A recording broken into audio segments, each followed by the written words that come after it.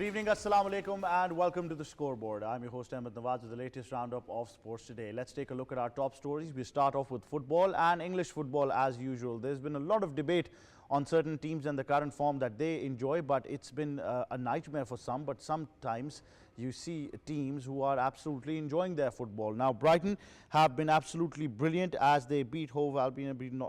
They went on to score goals as well. But the fact is that Brighton beating Nottingham Forest to rise to fifth of the table is probably the last thing I expected in this Premier League. But then again, I think so far there are results that we want to talk about. A 10-man Chelsea holding Arsenal to a 1-1 draw is something now I'm a bit skeptical about. Why? Because this is the second time in the past 2 weeks I'm seeing that a side with 10 men is enjoying their football. So I think, tactically Arsenal, we did talk about the fact that it's going to be their league to lose. This is what happened a couple of years before as well, and then we keep on talking about every season where we believe Arsenal's got the ability to win, but then they go down like a house of cards. So why does that happen, and what can they do to hold on to that lead?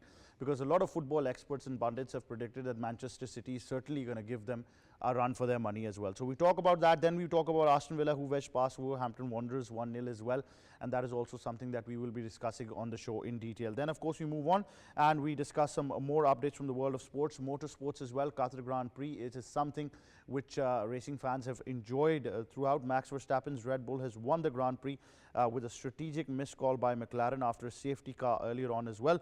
McLaren opted not to pit, a gamble that of course backfired for them as well. Oscar Piastri finished second, Carlos Sainz for Williams was at third, and Lando Norris once again came fourth. As a result, Verstappen has now closed the gap to the leader with 12 points, and of course this will be heading into the final round in Abu Dhabi as well. The Drivers' Championship is into a three-way fight now going into the finale in Abu Dhabi, and Yas Marina, I mean, what better way to close the season as well. Then we talk about golf and the Australian PGA Championship, where David Puig from Spain has won the tournament with an 18 under par total, shooting a final round of 86. This marks his first title on the DP World Tour, significantly the first Spaniard to win this tournament since the legendary Silve Ballesteros did in 1981. So David, congratulations to you, and I think it was just a splendid day for golf, wasn't it? Then of course we move on and we discuss some more particular things as well. We move on to cricket and we want to discuss the pink ball saga in Ashes. Now Joe Root has claimed that there was no need for a pink ball test, and there is no need for a pink ball test in the Ashes. Now that is one side of the picture, but you can always expect Australians to come back with you completely insanely and ironically. And Travis Head actually responded by saying it doesn't matter if the ball is pink, white or red, the results are still going to be the same. So I mean, this is the kind of witty humor you expect from Australia and England as well. So we'll be talking about that. Then we move on to the Tri-Series, where the chairman Pakistan Cricket Board has lauded security forces for safely hosting the T20 International Tri-Series as well. He's also thanked the cricket boards of South Africa, Zimbabwe and Sri Lanka. Of course, that is also something interesting that we will be discussing in detail as well. But like I said, this tournament, this Tri-Series was very important for Pakistan. And I think we not only have to thank the security forces, but at the same time, I think a lot of credit and a lot of thanks needs to be given to the participating teams as well. I think Team Sri Lanka, be it Team Zimbabwe, I think they're teams that really need to be appreciated at this stage as well. But we're going to be starting off with football, then we're going to move on to cricket in the later half. Joining us in studios is football analyst and expert Shayan Obaid. Assalamu alaikum. Walaikum salam. Thank you for having me. How are you, Shayan? I'm good. Well, thank you very much for joining us. Let's talk about Brighton first, and then we'll move on to some of the top tier teams. But them coming to fifth position is something that, I didn't expect. Well, I have one complaint from you because you're a Manchester United fan. There is no Liverpool here, so that is the complaint. But the thing is that Brighton is enjoying a brilliant form right now, and they are like in stellar form. And as you have seen that Brighton, right now, if you look at the record, in the last 7 matches, they have won 5. And they are like unbelievable. Their left back is scoring, their central attacking midfielder is scoring, and the whole team is in synchronization right now. Fabian Hurziler is the manager. I always say that he plays with a no-man midfield. There is no person in the midfield. He plays with a 3-0-7 formation. So that is very, very I always learn a lot from that. And secondly, I think Brighton plays entertaining football, and we have seen that they are cruising right now. It's going to be interesting. They're next up against Aston Villa, who themselves are enjoying the Premier League right now. Yeah, absolutely. Even Aston Villa has only lost to your favorite team, Manchester United. And apart from that, I think they have drawn one against Crystal Palace and they have won 3 matches. So they play in a 4-2-3-1 formation, or you can say off the ball it's 4-4-2 because classic Unai Emery, you have seen that. So they play on the counter as well and they stick to their basics. And Arne Slot doesn't. So we have seen that. So when you stick to your basics, you know that well, somebody's got to tell that to him, although it's not on the topics, but former superstars from your favorite team have tried to voice their concern, but that has been a bit controversial because people think they want the job. Yeah, people think, and the people name is Steven Gerrard. You are referring to him because he said that Arne Slot should leave the job. But I think they need to make a decision now. It's now or never. If you talk about Liverpool, Arne Slot did make some tweaks against Aston Villa and it worked. Will it work against Sunderland? I highly doubt that. But some people are still of the opinion, a very limited capacity, who believe that now let him get through with the season. I believe that's going to be disastrous for Liverpool. There might not be a coming back from that. Yeah. Well, I don't think Arne Slot should be sacked right now. He should be sacked after the season because Liverpool in the last 123 years, they have only sacked 18 managers and appointed obviously 18 managers. So that's not our culture. That's a record sacking number. Managers. We, I think, did that in just one season. In 2 seasons, we changed about these number of managers at Manchester United.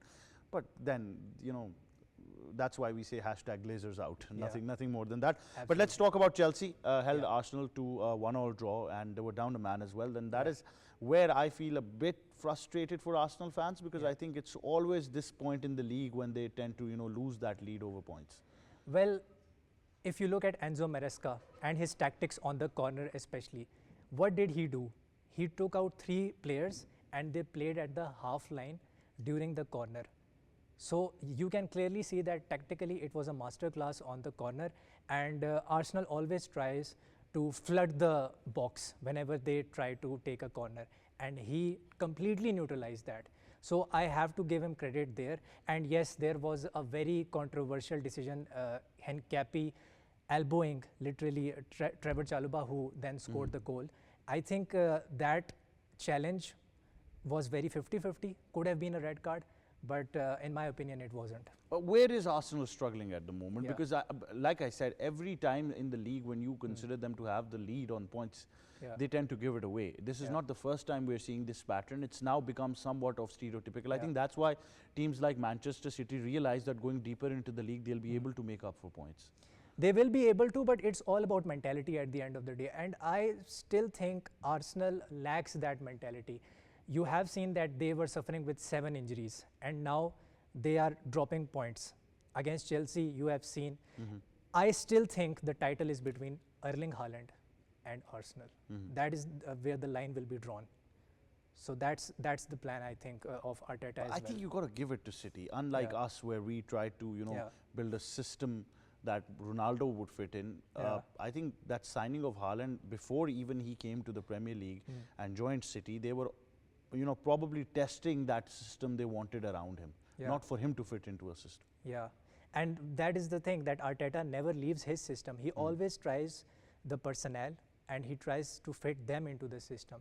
So I think he needs to get rid of that rigidity, because I have seen Slot as well getting a bit rigid, and I've seen Arteta, like for the last 6 years, we are talking about the process, so there is no process. You know, traditionally, let me give you an insight. Every time the Christmas holidays are near, managers are doing all sorts of stuff. I don't know why. Stuff. I don't know what is happening, but I think it's more of a similar pattern. But, you know, for the likes of Liverpool, I think their fans have been very vocal about this.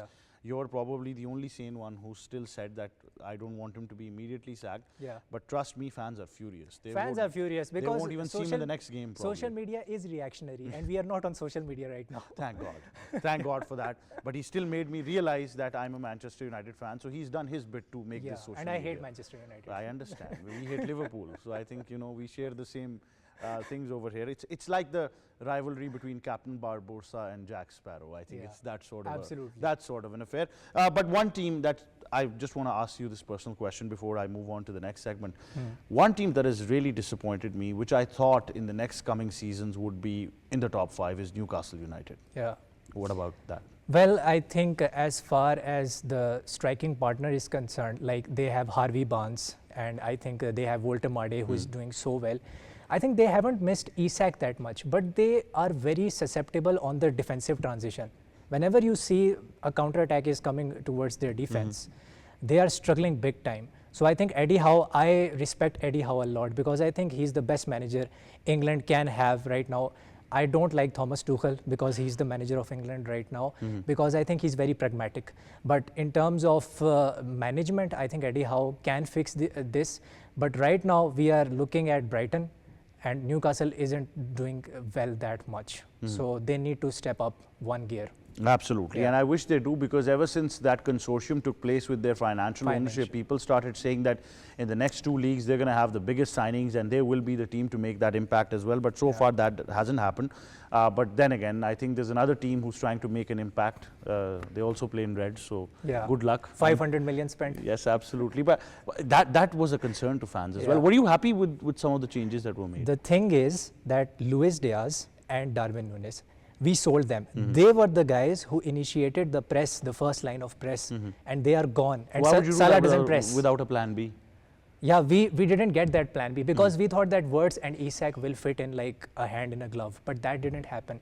Wirtz is pressing very well, but look at Isak. His off-the-ball movement, he's struggling. He's struggling in the first line of press as well. And that's compromising. That's compromising us in the midfield, and Slot keeps on changing the formation. Like off the ball, we were 4-2-4 last season. This season, we are 3-1-6. We are trying to copy PSG. I don't know why. So, well, good luck. I hope same fortunes come to your side as well. But thank you very much, Shayan, for joining us in your analysis. It's been fun. I think Shayan has really analysed this best as well. And I think for all you Liverpool fans, although I know you hate me, but then again, I always tell you that trust me, I always want your team to do well. I was a huge Stephen Gerrard fan growing up, and I know, some. Right, yes, so thank you very much. So vice versa, we've seen that golden generation play as well. But I think for Liverpool fans, I understand it's frustrating. Don't end up making the same mistake we made. So look at where we are now. We're losing to everyone these days. But that wraps up our segment for football. Now, before we go on to cricket, we have to update you on the Qatar Grand Prix of motorsports, where it was a night of horrors for McLaren, as miscalculations really dented their chances once again. And I feel for Oscar Piastri. I think he was absolutely driving brilliantly when it comes to this Grand Prix as well. But Max Verstappen once again winning the Qatar Grand Prix. Strategic miscalculations by McLaren with the safety car early on. McLaren opted not to pit, a gamble that backfired, handing Verstappen and Red Bull the psychological and points advantage as well. Oscar Piastri second, Carlos Sainz Jr. for Williams third, Lando Norris coming fourth. As a result, Verstappen has now closed the gap to just 12 points heading into the final round in Abu Dhabi. This keeps the Drivers' Championship in a three-way battle pretty much open, and I think it's going to be interesting how Verstappen is able to respond to the lead that Piastri enjoys right now as well. But the fact is that I think this serious miscalculation by McLaren is something that should be investigated. They've really let themselves loose as well. I think 408 points in Max Verstappen at 396. So that lead is something that we will be talking about as well. But if you talk about the decider in the race finale, in the season finale at Yas Marina Circuit in Abu Dhabi, the scenarios are very clear. Norris needs to finish third or better to guarantee the championship. Max Verstappen or Piastri, whatever they do, that's not going to happen. Verstappen would need to win the race and possibly rely on Norris finishing fourth or lower, Piastri finishing second or lower to claim his fifth consecutive title. Piastri also remains in the hunt. A win or high finish could give him the first World Championship, creating a rare three-way battle finale. And of course, all three major contenders have a shot to the F1 season championship in the final race at Yas Marina in Abu Dhabi as well.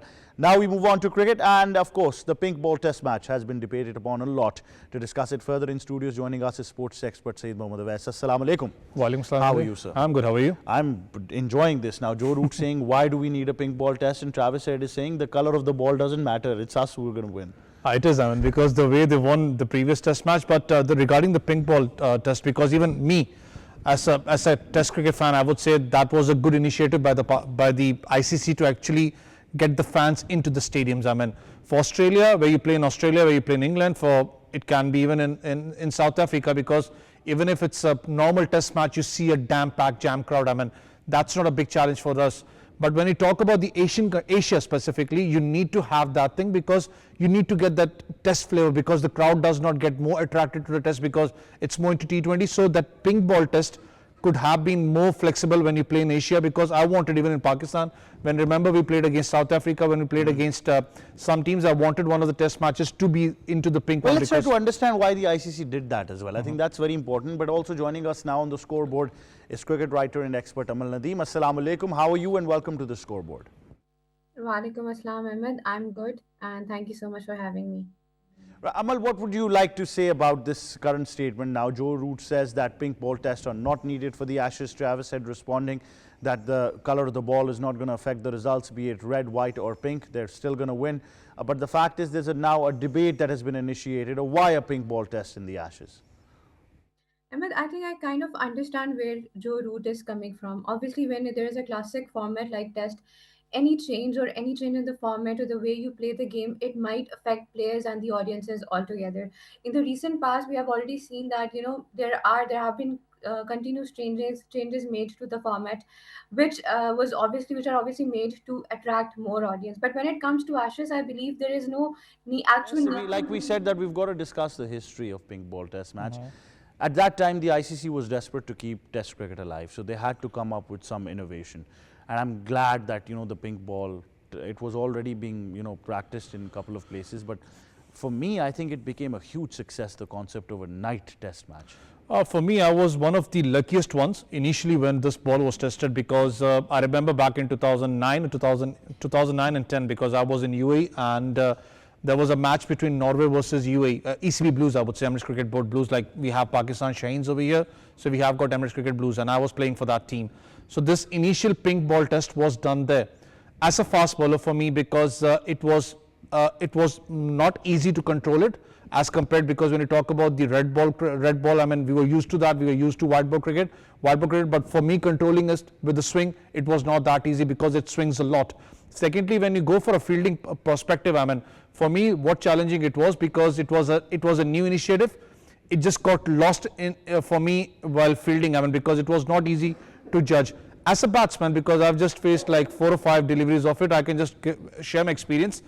Again, it was not easy to judge from the bowler's hand, because it was swinging a lot, and it was not that easy for a batsman like me, who's a hard hitter, to judge the ball initially from the fingers of a fast bowler. So there were many challenges, but for me, one thing was interesting was that at least ICC is trying to get something in the test cricket. I mean, that flavor to get crowd attracted, a new thing. Because for me, if there was, for example, because we're sitting in Pakistan right now, for example, if you had one test match, a night test match in Rawalpindi, I bet you it's going to be a jam-packed stadium, because that's a new initiative and everyone gets free over here, so they can just watch a test match. Well, it's way better than having a T20 test match. I mean, that is something that was absurd as well. But let's take a look at what Joe Root had to say and then how Travis had responded.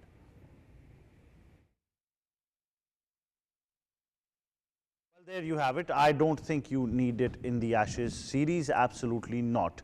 That's Joe Root. And Travis says, pink ball, white ball, red ball, who really cares? Does it, does it need it? Does it not?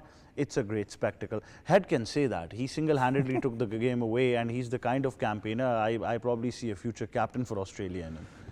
The guy who made hundreds of thousands of people silent in the finals of India, remember, in the India World Cup, and obviously he can, because I mean the way he performed, remember the fluctuation what Australia had in the second batting order, because when you talk about the first innings, the batting order was different. Second innings, everyone started to remember, no, we have to play some aggressive cricket. That's the point where we can win this test match. And Travis Head comes up, wins the match in a single day, and then excuses everyone for not having to watch the next day, and the tickets will be waived off. Insane figures came off, and I you know what they did as well, on a very I would say generous note, all the food by the English and Australian teams that was of course made for the remaining days was actually given to people in need, homeless people. I thought that was a great gesture. That's a great gesture, I mean, because I mean, this should be done. I mean, because when you talk about I would say like CSR activities, I mean, because you have got CSR activities more with the county circuit, more with the league cricket. I mean, nowadays, I mean, they do a lot over here. Even the national teams, I mean, I'm lucky to say that Pakistan Cricket Board is one of the cricket boards which actually implemented this. I mean, they do a lot of... For us, it's been successful. I mean, we do anything in cricket, our fans come and watch. So I think we're an automatic nation. But Amal, what would you like to say about this new debate that has been initiated between Travis Head and Joe Root?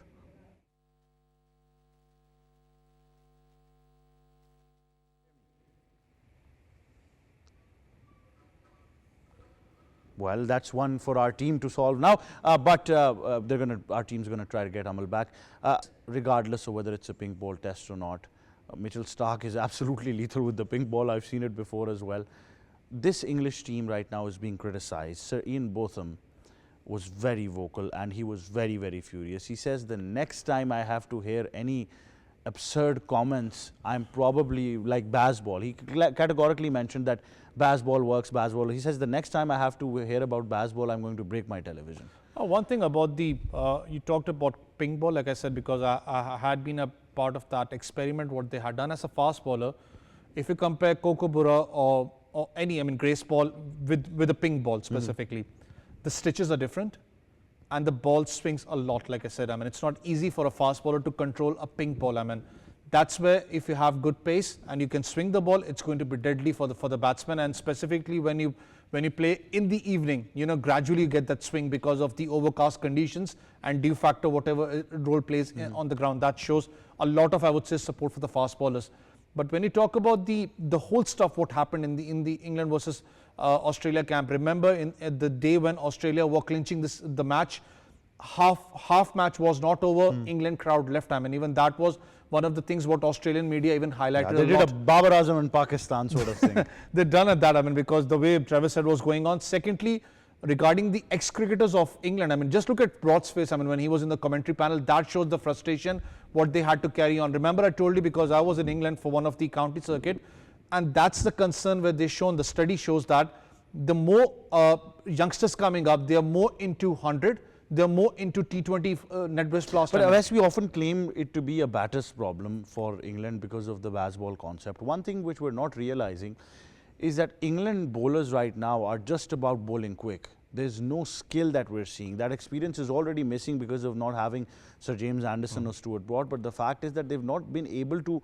Chris Wokes probably, I thought, could have led that pack, but he was more into white ball cricket and he, you know, eventually had to retire as well, although he played Test cricket phenomenally, in a phenomenal fashion for England. But right now you see Jofra Archer, you see Mark Wood, they're all about bowling quick, but you don't see that skill level or this swing element, for example, like we see with Mitchell Starc or we see with the likes of Pat Cummins, Josh Hazlewood or even Scott Boland.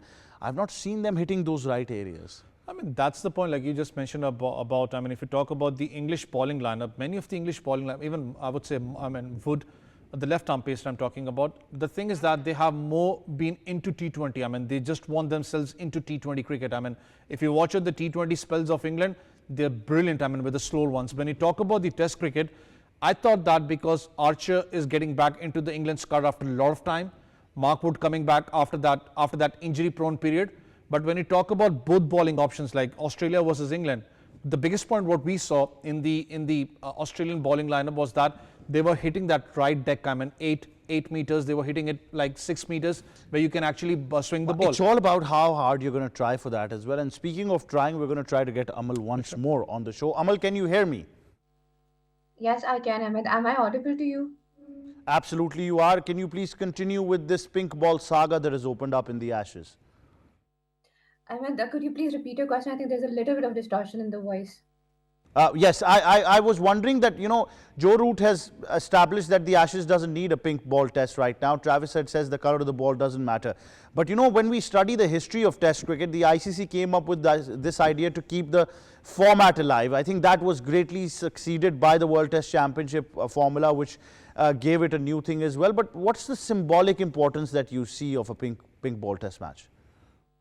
Well, I think I partly do agree with what Root said, because obviously when you're playing a format like Test cricket, which is one of the pioneers of not just the sport but actually how the cricket started in the history as well. So obviously there are certain concerns that arise whenever you try to make certain changes in the format. And with the passage of time, yes, we do agree to the fact that Test match and the audience, they did disperse in a lot of way. But when it comes to specifically Ashes, I always believe that you don't need to make certain changes in this particular competition, because people, they do show a lot of interest, whether they are from England or Australia or not. People from Asia and Africa also show a lot of interest in test match. So in that regard, I think I partly do agree with Root, because uh, changes like these, because when you play a day night match or a ping ball match in test cricket, you're playing under lights and everything, they do change a lot of conditions for you. There are a lot of ball swings more, it might be a little bit biased towards the bowler, so changes like these will affect the game and the If we conditions. talk But about on we the talk about all of these changes in a nutshell, we can. But if you look at the concept of this as well, I completely agree with Joe Root. But for England, nothing seems to be working at the moment. I was just telling Owais that Sir Ian Botham has said that one more time, if I have to hear about baseball, I'm going to break my television. It's becoming frustrated now for English fans and their former cricketers and their legends as well to see this kind of approach and humiliation on the international stage. Of course, Ahmed, even the recent match that they both played, England at one point we thought that they had all they wanted and could have easily won the match, but they lost from that point onwards. Even if you see head-to-head matches in the Ashes, England versus Australia, most of the times Australia won those matches, and I think that it's all about the actual mindset which Australian players have and England lacks. Because the actual thing, especially in Test cricket, is not how, like, it obviously depends upon how you perform, but your strategy and your mind game also plays a lot of input, I would say. So England, they are at that point, because they're no longer that actual big team. They all depend on single players. For example, a couple of years back, if Ben Stokes played a good innings single-handedly, it's not something that happens every now and then. You don't see all of the players standing up for the team. You only see a few players which stand up and put in efforts. You have, like, for instance, if you have Joe Root, England has been focusing on Joe Root's batting for a lot of years, that they have not focused on other players. So I believe the strategy, it's not just about pink ball or red ball cricket, or even not even white ball cricket. I believe it's about how England's strategy has become weaker in the last few years, especially in the last 10 years, I would say. Well, certainly, Owais, the fact is that English struggle is pretty much visible as well, and I think that case is going to continue in the next Test match as well. And I don't know what's going to happen when Cummins and Hazelwood come back. Then I think it's going to be completely a one-sided one. Somebody asked me my prediction, I said 4-1, but now I hardly believe that one can happen, because this first Test match was probably the chance for them to win this one. But regardless of that, how would you define the Australians at this moment in Test cricket, especially Mitchell Starc? First of all, I mean, when you talked about Ian Botham, I mean, I would say that Sir Ian Botham needs to pray that they don't get the day-night Test match. I mean, because when it's going to be a pink ball and when you have the fast bowlers, because the seam does not get soft, it's hard. The fast bowlers will be definitely a challenge for them, because the way Mitchell Starc has been bowling on and Bolland has been bowling on, it won't be easy for the baseball batsmen, what they have been. But the issue is that, again, I mean, Australian fast bowlers, I know you don't have the likes of Hazelwood, you don't have the Pat Cummins. I mean, I rate him one of the best captains ever Australia had after Ricky Ponting. He's going to be one of the best captains. The milestone what they bring into the fast bowling lineup, but Mitchell Starc has been doing the job for them. But he's been a guy who's clearly been focused, Owais. He said, I don't want to focus on white ball cricket. I want to focus on red ball cricket. That's not something we see in our part of the world happening. But I mean, when you come to reality, one thing, Ahmed bhai, the issue is that when you talk about Pakistan, or when you talk about the Asian conditions specifically, how much do you get earned from a Shield cricket match? I mean, you get a lot of earned. I mean, from the 4-day cricket, you got a lot of earned from the 4-day cricket being played over there from the domestic structure. Issue in our country is that we don't focus more on 4-day cricket. Why? Because your players don't get that strong financially beneficial as compared to T20. So your players dramatically change themselves to T20. Secondly, the biggest issue what I feel is that when you talk about Pakistan specifically, when was the last time we played a 4-test match series against any team? 5 test match is a big one. I mean, when did we play a 4-test match series? It's a long way. I mean, that's where Pakistan needs to work on, where you can actually judge a fast bowler or batsman with a sample size, what is performed in the test series. Unfortunately, we don't do that. When it comes to Australia, they have been playing test series regularly, at least 4 test matches, 5 test matches, where you can basically grind yourself and you can judge yourself where my book lies on. I mean, whether I can represent Australia in the future. That's the biggest problem. But I know you've always been an Australian fan, so I know that fact as well. I know that for a fact. But now we move on to something very interesting as well. If you look at the whole impact of this Ashes as well, I mean, even for England, I think it's just been absolutely absurd. The way they went into this Ashes without preparation, and why I say preparation, they had no game plan. Let's be very simple about that. They expected Jofra Archer to just do his magic, and the batters had to deal with only 100, 150 runs. That's not going to happen. But now we shift your focus to Pakistan cricket, where the chairman Pakistan Cricket Board has lauded the security forces of Pakistan for pulling off a historic T20 International Tri-Series very, very safely as well. He also thanked the cricket boards of South Africa, Zimbabwe and Sri Lanka. Amal, what was the impact of this series for Pakistan?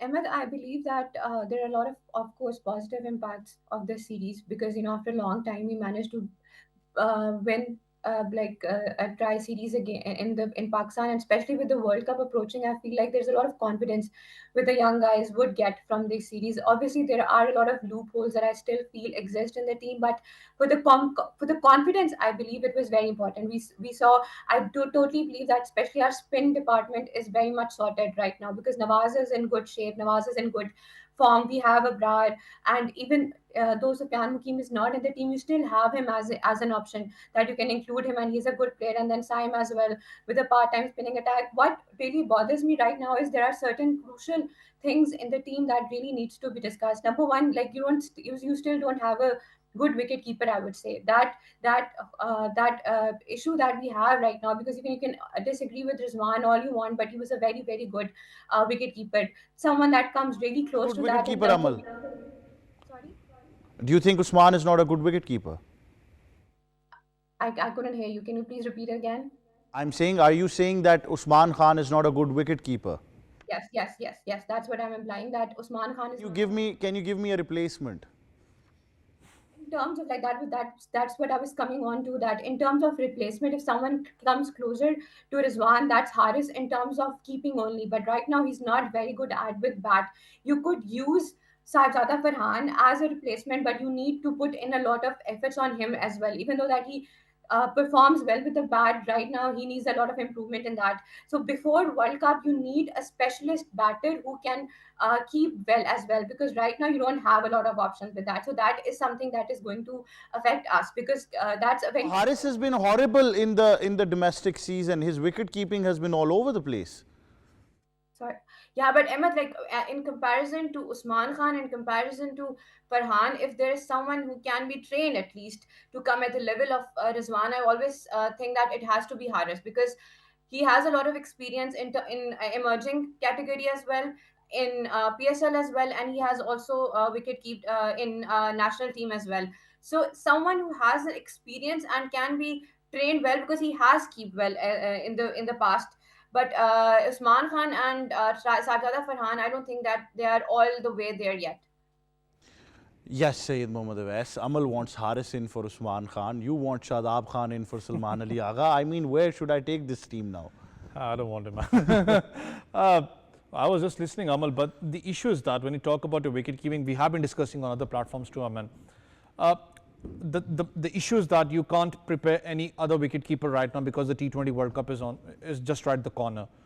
I know Rizwan, still I feel he's one of the strong contenders. I need him in the T20s because unfortunately you have not prepared a second Rizwan for you from the domestic, even for the Pakistan team.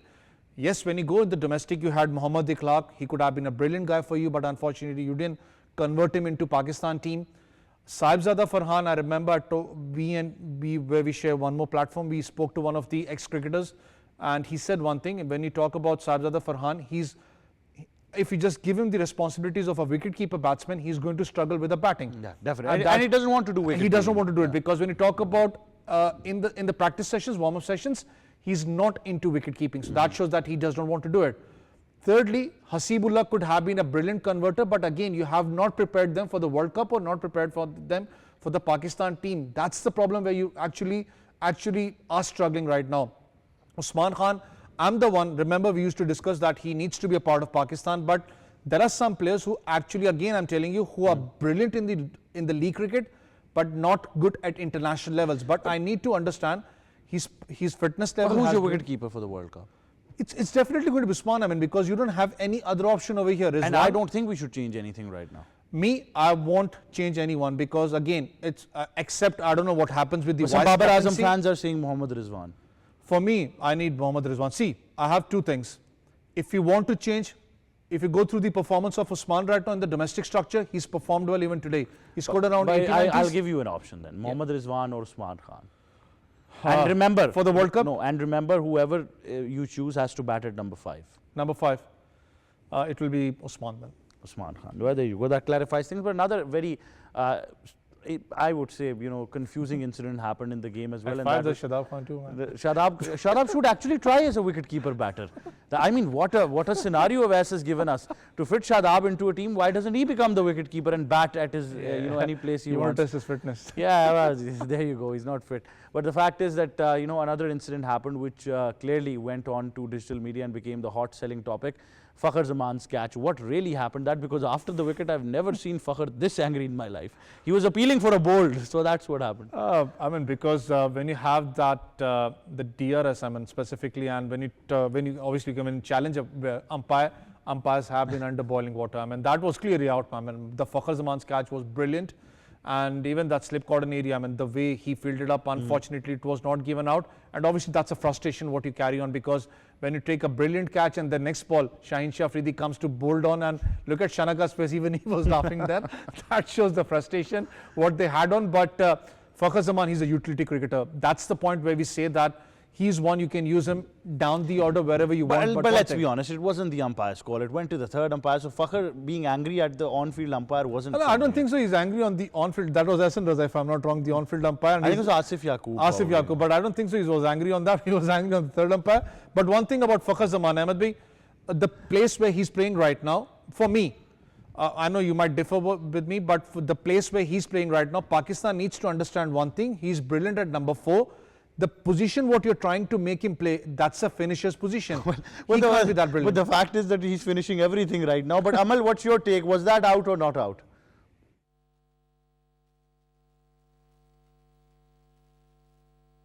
Amal, can you hear me? Emma, there's a lot of distortion. There's a lot of distortion. I'm asking Fakhr Zaman's catch out or not out for you? It was clearly out, I would say, if you want a one-word answer. But I think that one thing I was always thinking that ICC needs to be clear in a certain things that, for instance, if you are ready to give the benefit of doubt to the batter, for instance, so this should be the case in every other match. Because the consistency in this regard is also very low. There are times when catches like this are given out, and then there are times when the catches like these are not given out. And the last catch which Fakhr took was clearly out. But that attitude that we saw after that frustration. I like a fast bowler being aggressive, but do you think Fakhr was justified clearly being mad at the on-field umpire? I think so, Emma, because the on-field umpire, he asked the third umpire to give the decision. So it was on the third umpire that, we have DRS, he must have seen something. So I don't think that it was in any way the fault or he was even at the part of that decision because he just literally asked the third umpire. So I've also thought that this was a little unnecessary to create a scene at this point, and considering that how ICC finds the player very often, it could have been worse for Fakhr for the future as well. Well, Amal, how would you see this last 2 months for Pakistan? If you look at 6 trophies now in 1 month for Pakistan cricket, they include a T20 series win over South Africa, ODI series victories over South Africa, Sri Lanka, the trophy of the Hong Kong Sixes, and then the Asia Cup Rising Stars, Pakistan shines crowned champions, and then the Tri-Nation.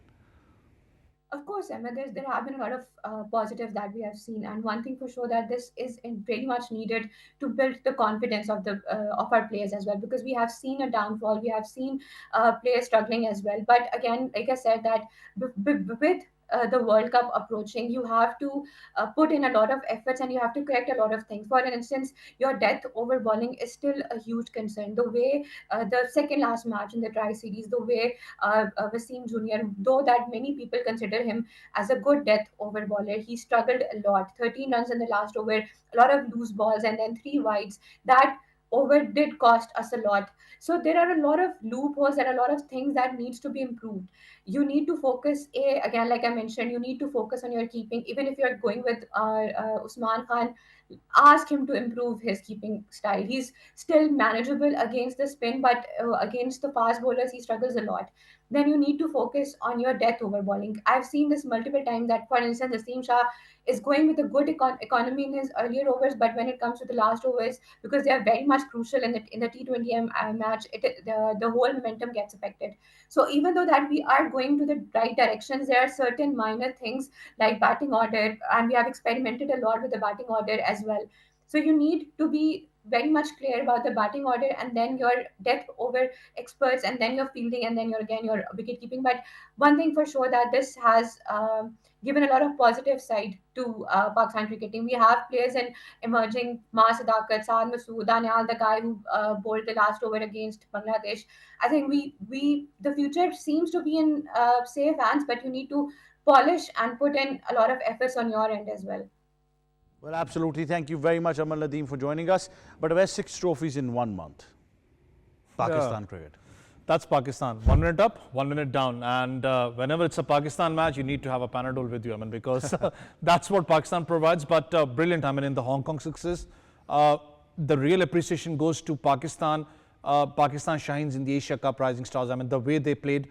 Then you talk about the senior team. I mean, the way, I know it's one of the combinations which we understand that it's going to carry on for the World Cup. But it has been a brilliant years. And I remember when even the Chairman PCB, I mean, speaking to Fakhar Zaman yesterday on Light On It, he said, this trophy belongs to you, the Tri-Nation Series, but I need a big trophy coming up. Absolutely. And you will be a key player for that. And that's an indication to the T20 World Cup. Yeah, and that's an indication that Fakhar is going to bat at this very same number. And that is also an indication that Shadab won't be able to make a comeback. Giving a breaking news? I'm just telling you. I don't see a place then being made if he has to come into the team.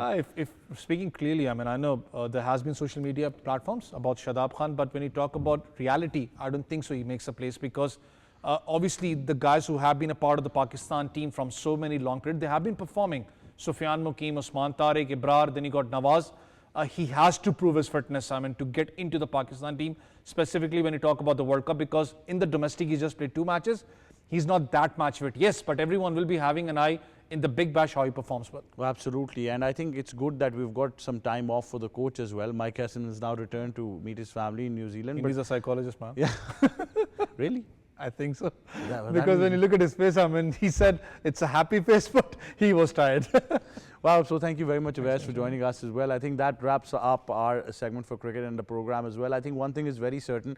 Pakistan cricket seems to be at a high on a note over this moment as well. But the fact is that I think what is needed is for them to be on their A game when it matters the most, which is the T20 World Cup as well. Now, we of course give you an update from the world of golf as well. And we've got something very interesting to share with you. As a Spaniard now wins the Australian PGA Tour for a record time as well. There's not been anyone from Spain who's been able to pull off this feat as well. David Puig has won the Australian PGA Tour, his first Spanish champion since 1981. He also claims the first world title as well. It's just been an interesting day of golf for this Spanish champion, who of course now makes history clearly into the books as well. David Puig has now surprised everyone. Well, that's it from this edition of Scoreboard. From me and the entire team, it's goodbye for now.